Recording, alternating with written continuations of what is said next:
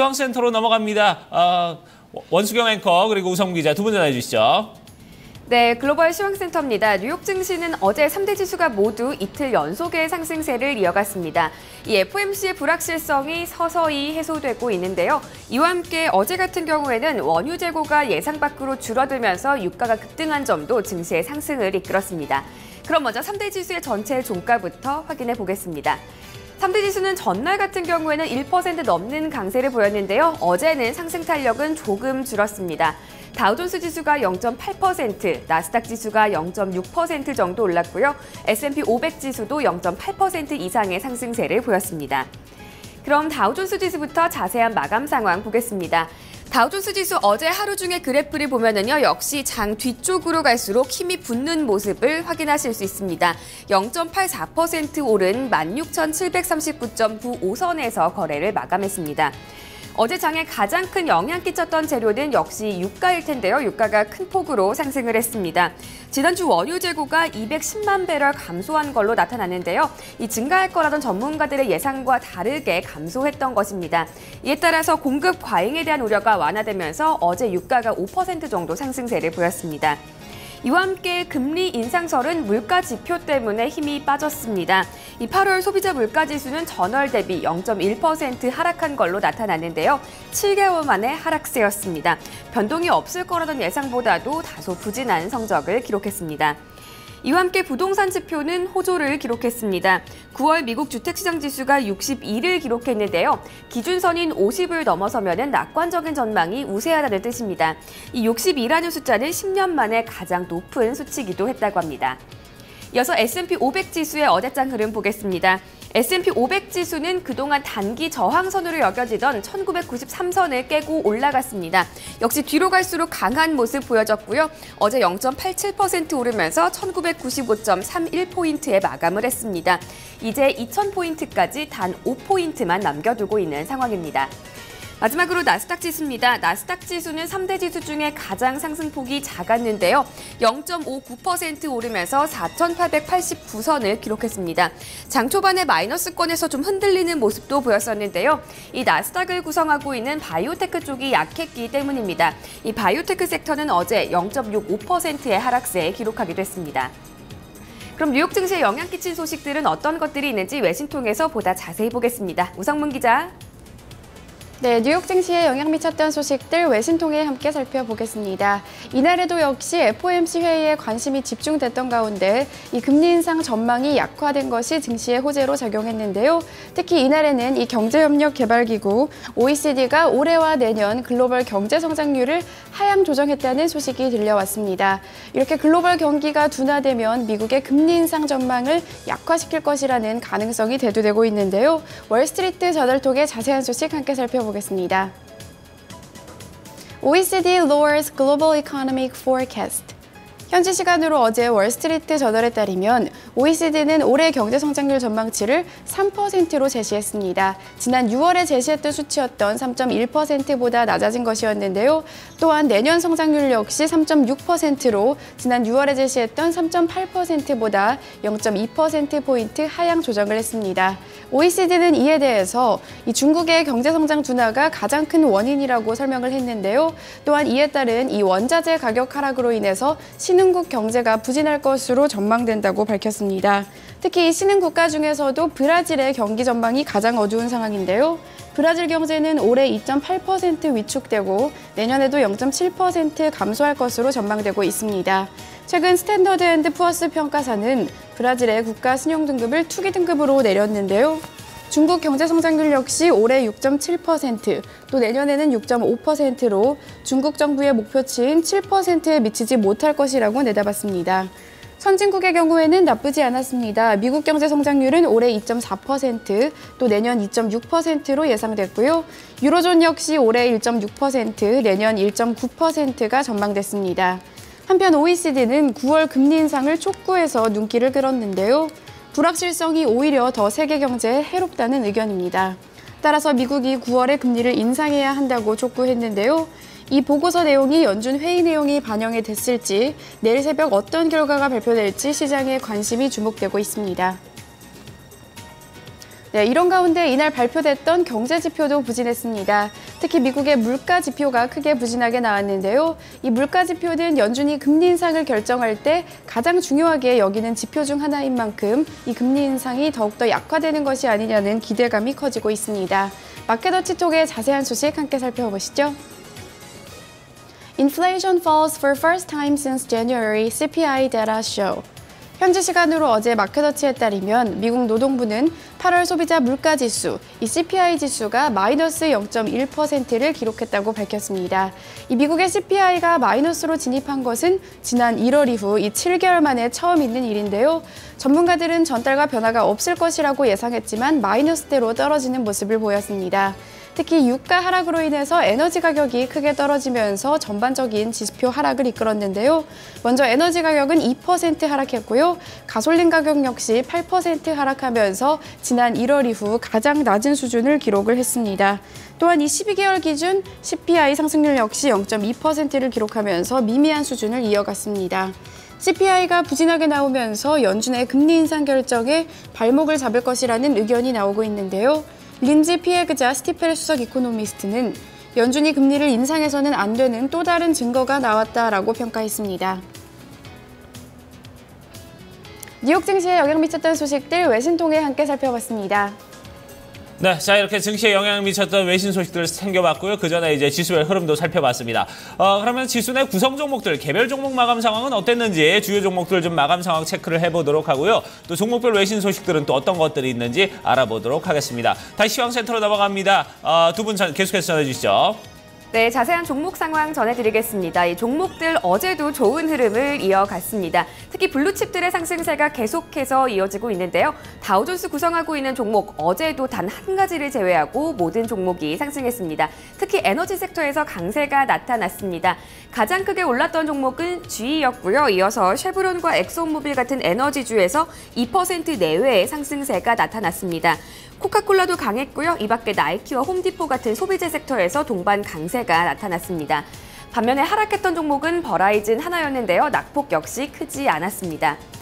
S&P 500 지수를 구성하고 있는 전업종도 어제 상승세를 기록했습니다. 가장 상승 탄력이 좋았던 업종은 예상하셨던 대로 에너지 섹터였습니다. 이 에너지 섹터에서는 2.8% 거의 3% 가까운 상승세가 나타났고요. 이와 함께 원자재 쪽에서 1.4% 그리고 소비재 섹터에서는 1% 정도의 상승세가 나타났습니다. 특징주도 살펴보겠습니다. 먼저 어제 좋은 장에도 불구하고 내렸던 종목부터 보겠습니다. 페덱스가 실적에 대한 실망감에 약세를 보였습니다. 어제 2분기 주당 순이익이 2.42달러를 기록했다고 밝혔는데요. 전년 동기 대비로는 7% 증가한 수치지만 예상보다는 주당 4센트 정도 낮은 실적이었습니다. 이 회사 측에서는 글로벌 경기 부진 속에서도 선방한 실적이다 이렇게 평가를 했지만 시장에서는 다소 이 실망감을 감추지 못하는 그런 표정이었는데요. 내년부터 운송료를 평균 4.9% 인상하다는 소식에도 주가 방어는 실패했습니다. 페덱스는 어제 거의 3% 가까이 2.8% 주가가 하락하면서 이 주당 149.63달러를 기록했습니다. 반면에 올랐던 종목도 보겠습니다. 휴렛패커드는 구조조정 소식에 주가가 강세를 보였습니다. 화요일 장마감 이후에 추가 구조조정 소식을 밝혔었는데요. 11월 분사를 앞두고 기업 사업 분야에서 2만 5천 명에서 3만 명 정도를 감원키로 했다고 합니다. 이번이 구조조정의 마지막 단계가 될 거라는 회사 측의 설명이 있었는데요. 이런 소식에 주가 5% 넘게 올랐고요. 주당 28.47달러를 기록했습니다. 이 밖에도 종목의 자세한 소식들 외신통해서 살펴보겠습니다. 우성문 기자. 네, 종목 주요 소식 외신통해 함께 살펴보겠습니다. 앞서 들으신 것처럼 이날 에너지주들이 모두 급등하는 모습을 보였습니다. 국제유가가 큰 폭의 상승을 나타냈기 때문인데요. 이 예상 외로 원유 재고가 감소했다는 소식이 호재였습니다. 마켓워치톡의 자세한 소식 함께 살펴보겠습니다. Oil rallies to highest settlement of the month. 현지 시간으로 어제 뉴욕 상업거래소에서 10월물 서부 텍사스산 원유는 5.94% 급등하면서 8월 31일 이후 최고치를 기록했습니다. 이날 런던 거래소에서 브렌트유 역시 4.2% 오른 49.75달러를 기록하면서 우수한 성적을 보였는데요. 특히 미국의 원유 재고가 예상 외로 감소했다는 소식이 호재로 작용을 했습니다. 이 미국 에너지 정보청이 발표한 자료에 따르면요. 지난주 원유 재고는 전주보다 210만 배럴 감소한 것으로 나타났습니다. 이 미국의 원유 재고가 100만 배럴 늘어날 것이라고 예상을 했지만 예상을 깨고 오히려 감소세를 나타낸 것인데요. 이뿐 아니라 미국 석유협회의 자료에도 공급이 310만 배럴씩 줄어든 것으로 확인이 됐습니다. 미국 석유협회는 지난주 오일 공급이 날마다 18,000배럴씩 줄어든 것으로 확인됐다고 밝혔는데요. 이와 함께 마켓워치는 미국의 금리가 동결될 것이라는 기대감 역시 유가 상승을 이끌었다고 평가했습니다. 이날 이 소식에 뉴욕 증시에서 에너지 업종은 2.8% 상승하면서 전반적인 S&P 500 지수 상승을 이끌었습니다. 네, 다음은 실적 공개한 기업 살펴보겠습니다. 바로 물류 배송업체 페덱스인데요. 다소 애매한 실적과 함께 이 내년 성장률을 하향 조정하면서 이날 주가가 급락하는 모습이었습니다. 파이낸셜 타임즈 통해 자세한 소식 함께 살펴보시죠. FedEx Cost 2016 Forecast on Weak Demand. 현지 시간으로 어제 파이낸셜 타임즈에 따르면 페덱스는 지난 분기 이 EPS가 $2 42센트를 기록했다고 밝혔습니다. 지난해 같은 기간보다는 개선됐지만 전문가 예상치에는 미치지 못하는 결과가 나왔는데요. 이 매출 같은 경우에는 지난해 같은 기간보다 5% 늘어난 $123억 달러를 기록하면서 전문가 예상과 부합하는 결과가 나왔습니다. 이에 대해서 이 페덱스의 최고 경영자인 프레드 스미스는 만족감을 나타냈는데요. 매우 인상 깊은 분기 성적표가 나왔다면서 현재 글로벌 경기가 안 좋은 상황에서도 페덱스는 선방하고 있다고 밝혔습니다. 하지만 투자자들은 이 페덱스가 올해와 내년 전망을 하향 조정한 것에 우려감을 내비치는 모습이었는데요. 이 페덱스는 올해 5월부터 내년 5월까지 EPS 전망을 기존에 제시했던 $10 60센트에서 $11 10센트에서 이 $10 40센트에서 $10 90센트로 하향 조정을 했습니다. 이에 대해서 페덱스는 이 전 세계 경기가 좋지 않아 화물 운송 수요가 줄어들 것으로 전망된다고 밝혔는데요. 이 소식이 전해지면서 뉴욕 증시에서 페덱스의 주가는 2.95% 급락했습니다. 종목 주요 소식까지 외신 통해 함께 살펴봤습니다. 자, 이렇게 지수 내 구성 종목들, 개별 종목 마감 상황과 또 종목별 외신 소식들 함께 좀 챙겨봤습니다. 그럼 유럽 증시 마감 상황 또 어땠는지 알아보도록 하고요. 상품 환율 채권 시장 마감 상황도 한번 체크를 해보도록 하죠. 원수경 앵커가 전해드립니다. 네, 먼저 유럽 증시 마감 상황부터 보겠습니다. 유럽 증시에서도 FOMC에 대한 불확실성이 사라지고 있다, 이런 거를 확실히 느낄 수 있는 그런 장세가 나타났는데요. 유럽의 주요국 증시가 동반 강세를 보였습니다. 먼저 영국 증시부터 확인을 해보면요. FTSE 100 지수는 어제장 1.49% 상승하면서 6,229.21포인트를 기록했습니다. 독일 증시 같은 경우에는 다른 유럽 주요국 증시보다는 좀 약한 모습이었는데요. 0.38% 오르면서 1227.21선에 거래 마쳤습니다. 프랑스의 까크 지수는 1.67% 오른 4645.84에 거래 마쳤습니다.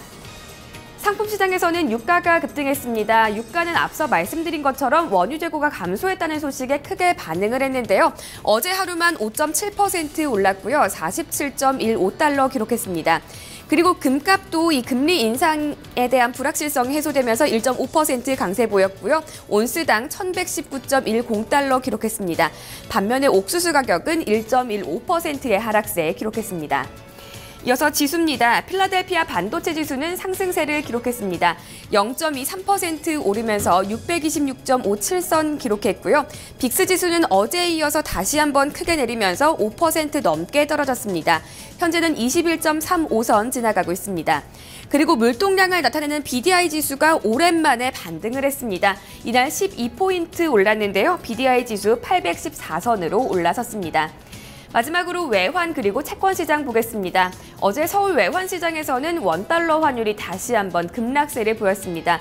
이 달러화가 약세를 보였기 때문인데요. 원달러 환율은 10.8원 내리면서 1175.9원을 기록했습니다. 그리고 달러 약세에 따라 달러 인덱스 역시 0.26% 하락세 기록했고요. 95.36포인트 기록했습니다.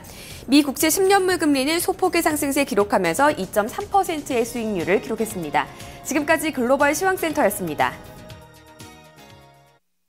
네, 자 이렇게 글로벌 마감 동향 모두 다 좀 살펴봤습니다. 자 오늘 날씨는 뭐 상당히 쾌청할 걸로 좀 보입니다. 아침은 조금 선선합니다만 요즘 계속해서 좀 일교차가 큰 편인데 오후 같은 경우는 서울이나 광주 같은 경우 27도까지 올라가는 약간은 좀 더운 날씨를 기록할 것 같고요. 당분간은 뭐 이 날씨가 계속해서 좀 유지된다고 하니까 여러분들 뭐 일교차에만 대비하시면 아마 좋은 가을 날씨 만끽하실 수 있지 않을까 하는 생각이 드네요. 자 토마토 모닝쇼 1부 순서 여기서 모두 마무리 짓도록 하고요. 저희 잠시 후에 2부에서 다시 뵙도록 하겠습니다.